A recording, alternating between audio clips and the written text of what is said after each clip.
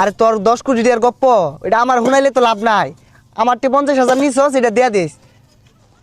আচ্ছা ভাই, মালিক কই কি সুইট নিতাম। আচ্ছা বন্ধু, ফোনটা ইমার্জেন্সি কাট। এই যে আরেকজন কাস্টমার আছে, 50 কোটি টাকার মাল কিনবো। ভাই কত নি ভাই? কিরে বন্ধু, তুই 300 টাকা ময়না কামরস আর তুই 20 কোটি টাকার গপ্প রস। না বন্ধু আর কইস ওই সিঙ্গাপুর ভাই মেলা দিছিলাম, বিমান দেখাতাছি না, বিমানের ছাদ কানা হয়ে গেছে গা।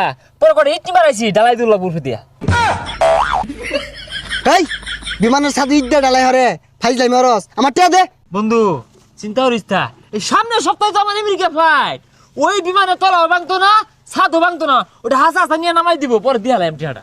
শুনছি টাউডে ইটার বাড়াতে কাজ করে, দে তো আশেপাশে আছে। হ্যাঁ হ্যাঁ, তোরই তো খুঁজতাছি। এ বাসা, এ বাসা। আর তোর টিয়া লাগবে বেড়া, তো টিয়া লাগবো তুই না আইসিস কে লাগিয়া দেইল আমার তোরা হরিস তা। ও টিয়া আসিতেছে 2 কোটি টাকা হাওলাত নিয়ে রাইছে।